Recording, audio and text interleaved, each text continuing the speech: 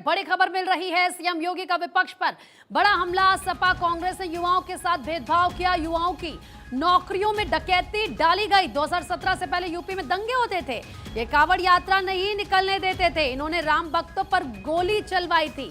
CM Yogi Adityanath ने जमकर हमला बोला है समाजवादी पार्टी और कांग्रेस पर। सरकारें आती हैं तो अच्छा कार्य होता है, विकास भी होता है और विरासत का भी संरक्षण होता है। यहां पे मुक्तेश्वर नाथ मंदिर के पुनरुद्धार का काम भी हो गया। झारखंडी महादेव के मंदिर के पुनरुद्धार के कार्य के लिए भी हम लोगों ने प्रस्ताव मांगा है। ऐसे ढेर सारे कार्यों का यहां पे तो केवल 429 करोड़ का फ्लाईओवर बना है। दुबे जी ने तो कुशीनगर में एक ही पुल के लिए 1000 करोड़ रुपया ले लिया, नारायणी नदी पे 1000 करोड़ रुपया। जब सांसद सक्रिय होता है तो विकास के कार्य के लिए ऐसे पैसा लेके चला जाता है। जनता को तब राहत मिलती है, विकास कार्य तब आगे बढ़ता है। और आज वही विकास, आप सोचो, आज से 10 साल पहले गीडा में कोई निवेश करने नहीं आता था, कोई फैक्ट्री नहीं लगाता था, क्योंकि भय था गुंडों का, माफियाओं का। और गोरखपुर तो माफिया और मच्छर के लिए बदनाम जगह हो गई थी। लोग ये बोलते थे, जब गोरखपुर का नाम आज से 10 साल पहले कोई लेता था तो क्या बोलता था? 2 कारणों से नहीं आता था, या तो माफिया के भय से या मच्छर के भय से। मच्छर थे तो मलेरिया भी था, डेंगू भी था, इंसेफ्लाइटिस भी थी, ढेर सारी मच्छर जनित बीमारियां थी। और माफिया था तो कोई प्रॉपर्टी भी नहीं खरीदता था। मैं दावे के साथ कह सकता हूं कि तब रवि किशन भी यहां मकान नहीं बनाते, जमीन नहीं खरीदते। आज तो देखो,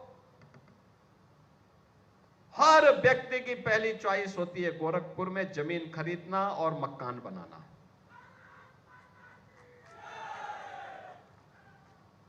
अच्छा कार्य होता है तो सब अच्छा ही अच्छा होता है। और अब लोगों ने निवेश करना भी प्रारंभ कर दिया। सुरक्षा का माहौल मिला तो निवेश भी हुआ। कितना अच्छा निवेश हुआ। 50,000 नौजवानों को अकेले गीडा में जो उद्योग लगे हैं, इनमें नौकरी मिली है, रोजगार मिला है। बंद कारखाने फिर से प्रारंभ हुए हैं।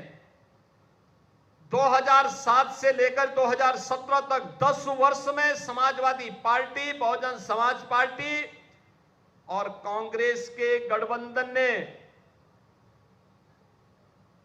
प्रदेश की 29 चीनी मिलों को बंद किया था।